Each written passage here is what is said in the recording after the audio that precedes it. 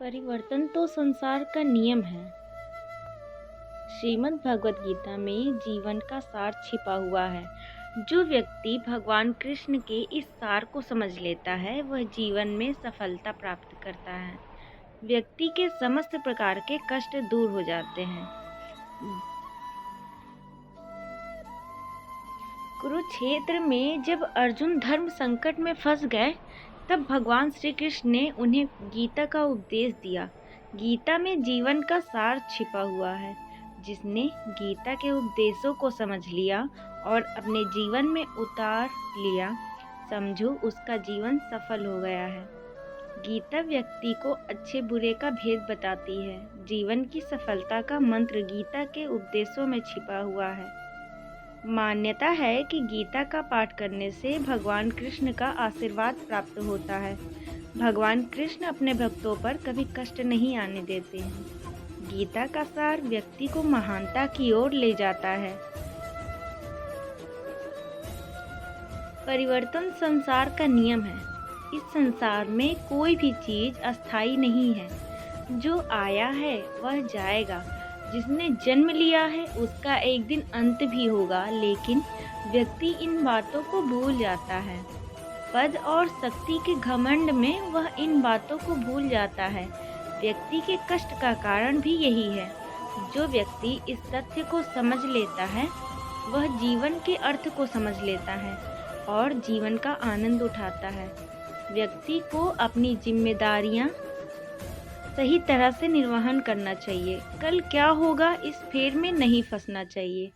जो वर्तमान को अच्छा बनाते हैं और आज पर विश्वास करते हैं वही सफल होते हैं। इसे अच्छी तरह से समझ लेना चाहिए कि जो आज है वो कल नहीं होगा। मेरा तेरा ये सब व्यर्थ है।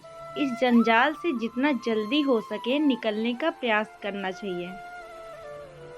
सब कुछ यहीं रह जाता है, कुछ भी संग में नहीं जाता है। जीवन में कुछ भी तुम्हारा नहीं है। ये शरीर भी पंच तत्वों से बना है। एक समय के बाद जब आत्मा इस शरीर से आजाद हो जाएगी, ये शरीर वापस उसी आग, हवा, पानी, मिट्टी और आकाश में मिल जाएगा। इसलिए लालच को त्याग कर व्यक्ति को जीवन का आनंद उठाना चाहिए। ये जीवन अनमोल है, इसे दूसरों की सेवा में समर्पित कर दो। प्रभु इसी से खुश होते हैं। जो व्यक्ति ऐसा नहीं कर पाते हैं वे अपने आप को धोखा दे रहे हैं। कुछ भी साथ जाता ही नहीं है, सब कुछ यहीं रह जाता है। तो फिर किस बात का घमंड? परिवर्तन सृष्टि का अटल नियम है। हर घड़ी हर पल बदल रहा है। यह सृष्टि का चक्र है। इसके साथ तालमेल रखने के लिए हमें समय के साथ निरंतर बदलना चाहिए। चाहे जीवन में कितने भी उतार चढ़ाव आ रहे हों, बस हमें निरंतर आगे बढ़ते रहना चाहिए। नदी का पानी अगर बहता ही रहता है तो स्वच्छ निर्मल रहता है। अगर वह पानी बहने के बजाय रुक जाए तो वह पानी एक तालाब का रूप ले लेगा और इसी रुकावट के कारण एक दिन वह गंदे पानी में तब्दील हो जाएगा। जब सागर में तूफान आता है तो जोर जोर से लहरें उठती हैं, लेकिन कुछ समय के बाद शांत हो जाती है और स्थिति सामान्य हो जाती है। पतझड़ में पेड़ से पत्ते भी गिर जाते हैं और बसंत ऋतु में नए पत्ते पेड़ में आ जाते हैं, उसे हरा भरा बना देते हैं। ठीक हमारा जीवन भी समय के साथ परिवर्तन होता रहता है। उस समय की परिस्थिति से अपनी स्थिति का तालमेल रखने के लिए हमें अपने आप में परिवर्तन लाना जरूरी है। इसलिए हमें परिवर्तन से डरना नहीं चाहिए, बल्कि परिवर्तन के साथ कदम से कदम मिलाकर चलना चाहिए, तभी सफलता हासिल होती है।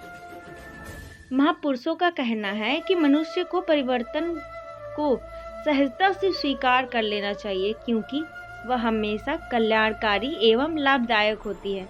अगर जीवन में प्रगति चाहते हो तो परिवर्तन होना स्वाभाविक है।